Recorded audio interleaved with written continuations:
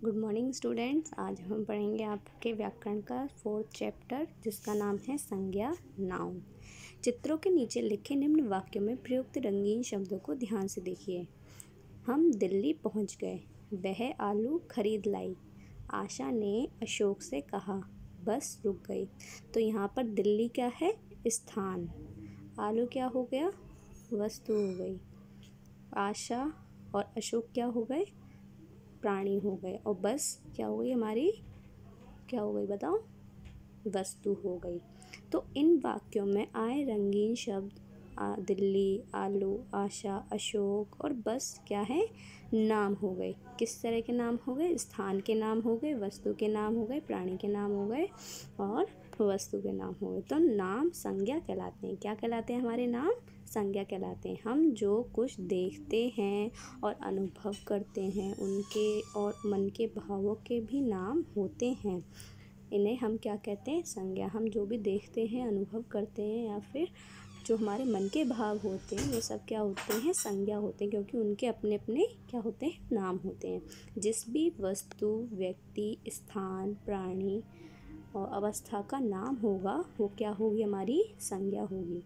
तो परिभाषा क्या हुई? किसी व्यक्ति, प्राणी, वस्तु, स्थान अथवा भाव आदि के नाम को क्या कहते हैं?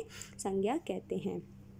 तो संज्ञा के कितने भेद हैं? संज्ञा के 3 भेद हैं। कौन कौन से? व्यक्तिवाचक संज्ञा, जातिवाचक संज्ञा और भाववाचक संज्ञा।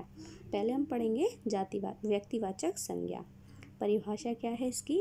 ऐसे संज्ञा शब्द जिनसे किसी विशेष व्यक्ति, वस्तु और स्थान का पता चलता है उन्हें हम क्या कहते हैं? व्यक्तिवाचक संज्ञा कहते हैं। कोई भी व्यक्ति जो विशेष हो या फिर विशेष नाम पता चल रहा है तो हम उसको किस में लेंगे? व्यक्तिवाचक संज्ञा। इसमें क्या क्या आ जाएगा? हमारी विशेष व्यक्ति हो गया, विशेष वस्तु हो गई और विशेष स्थान हो गया। जैसे व्यक्ति हो गया विवेकानंद, अन्ना हजारे, गुरु गोविंद सिंह, सुप्रिया, सौरभ आदि। तो इन लोगों के बारे में हम कुछ ना कुछ जानते हैं। तो ये कैसे व्यक्ति हो गए? हमारे लिए विशेष व्यक्ति हो गए। जिनके बारे में हम जानते हैं वो विशेष व्यक्ति हो जाते हैं। ऐसे ही वस्तु, उपनिषद क्या होते हैं? हमारे पुस्तकें होती हैं जिससे हमें ज्ञान की प्राप्ति होती है।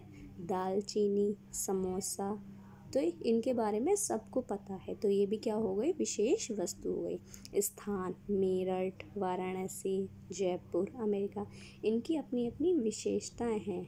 क्योंकि अगर ये एक जैसे नाम के होते तो इनकी विशेषता नहीं रहती, लेकिन ये चारों क्या है? अलग अलग नाम के, तो इनकी अपनी अपनी विशेषता है। तो ये कैसे हो गए? विशेष व्यक्ति, वस्तु, स्थान का जिससे पता चलता है उसे व्यक्तिवाचक संज्ञा कहते हैं। अब आता है हमारा दूसरा, जातिवाचक संज्ञा। परिभाषा: जिन शब्दों से एक ही तरह के समस्त प्राणियों, पदार्थों, स्थानों, वस्तुओं आदि का पता चलता है उन्हें जातिवाचक संज्ञा कहते हैं। अब इसमें क्या पता चलता है कि हमें एक ही तरह की ज्ञान की प्राप्ति हो रही है, मतलब एक ही तरह की चीज़ की प्राप्ति हो रही है कि वह एक ही है। किसी एक ही तरह की क्या कहते हैं? प्राणियों का, पदार्थों का, स्थानों का, वस्तुओं का ज्ञान होता है तो वो जातिवाचक संज्ञा आती है। किसी जाति का हमें बोध होता है। अगर हम कहें बालक, तो बालक क्या है? एक जाति, उसमें कई सारे बालक होंगे। लेकिन अगर हम उसमें से किसी एक बालक को नाम ले लें तो वो क्या बन जाएगा? व्यक्तिवाचक। तो जैसे यहाँ पर नर एक जाति हो गई।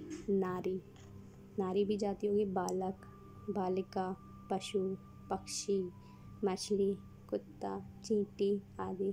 लेकिन अगर मैं इनमें से किसी एक का नाम ले लूँ, जैसे मछली जाति हो गई, लेकिन मैं कह दूँ कोई किसी मछली का नाम दे दूँ तो वो क्या हो जाएगा? व्यक्तिवाचक हो जाएगा, वो जातिवाचक नहीं रहेगा। लेकिन अगर मैं कहूँ मछली है, वह एक मछली, तो वह किसी एक जाति का बोध करा रही है। ऐसे ही पशु में आपके बहुत सारे आ जाते हैं, लेकिन मैं कह दूँ कि वह गाय है, तो वो क्या हो गई? सिर्फ एक हो गई। तो ये क्या हो गया, प्राणी के अंतर्गत आने वाले हो गए। ऐसे ही बालक हो गया, बालिका हो गई। अब बालक का तो बता दिया था, हम बालिका को कहते तो वह एक बालिका है। लेकिन मैं कहूँ सीता, वह सीता है, तो सीता क्या हो गया, वहाँ पर व्यक्तिवाचक हो गया, वो जातिवाचक नहीं रहा। लेकिन हम कहेंगे वह बालिका है, तो बालिका क्या हो गया, वहाँ पर जाति का बोध करा रहा है। ऐसे ही वस्तु कौन कौन सी हो गई, मिठाई, पानी, दूध, लस्सी, तेल, चावल, पापड़, लोहा, दीवार, साइकिल आदि। मिठाई कई तरह की होती है। हम मिठाई की दुकान पर जाते हैं तो कहते हैं ये मिठाई पैक कर दो, तो हमने मिठाई बोला है, हमने किसी एक मिठाई का नाम नहीं लिया है। अब मैं कह दूं कि गाजर का हलवा पैक कर दो, तो वो क्या हो गया, वो हो गया हमारा व्यक्तिवाचक में आ गया, वह अलग हो गया, वो मिठाई की श्रेणी में नहीं है। मिठाई की श्रेणी में तो है लेकिन वो अलग हो जाएगा उससे। लेकिन मैं कहूँ ये मिठाई पैक कर दो, तो मिठाई क्या हो गई, जातिवाचक हो गया। ऐसे ही तेल हो गया, तेल भी कई तरीके के होते हैं, सरसों का, और सरसों का, लहसुन और सरसों का मिला के बनाते हैं तेल, और क्या कहते हैं घुटने का तेल, मतलब बहुत सारे तेल होते हैं, तिली का तेल, मिट्टी का तेल। तो लेकिन हम कह रहे हैं कि ये तेल है, तो तेल एक जाति का बोध करा रहे हैं। ऐसे ही साइकिल हो गई, साइकिल भी कई तरह की कंपनियों की आती हैं, एवरेंज की, फॉक्स की, और क्या कहते हैं एवास्ट की। तो वो साइकिल क्या कहते हैं, अलग अलग कंपनियों का बोध करा रही है। लेकिन अगर हम कहते हैं कि वहाँ साइकिल खड़ी है, तो वह जाति का बोध करा रही है। अब आता है स्थान, बाज़ार, गली, मोहल्ला, शहर, गांव, देश आदि। अब ये क्या है, आगरा शहर में ये बाज़ार है, तो बाज़ार क्या हो गया, वह जाति हो गई। लेकिन हम कहते हैं आगरा शहर में सिंधी बाज़ार मशहूर है, तो सिंधी बाज़ार अलग हो गया, वह जाति नहीं कहलाएगा, वो अलग हो जाएगा। लेकिन हम कहें कि आगरा शहर के बाज़ार मशहूर हैं, तो वह बाज़ार, वहाँ के कई सारे बाज़ार क्या हो गए, जाति बन गए। ऐसे ही शहर, भारत में बहुत सारे शहर हैं, ठीक है, तो ये किसका बोध करा रहे हैं, जाति का बोध करा रहे हैं। ऐसे ही देश, एशिया में इतने देश हैं, ठीक है। तो हमने आज क्या पढ़ा, संज्ञा की परिभाषा, उसके भेद, कौन कौन से भेद थे, व्यक्तिवाचक, व्यक्तिवाचक और जातिवाचक संज्ञा पढ़ी। अब हम इसका तीसरा भेद जो है नेक्स्ट वीडियो में पढ़ेंगे, और उसके साथ एक्सरसाइज जो आपकी आएंगी, अभ्यास वगैरह, उनको भी पढ़ेंगे।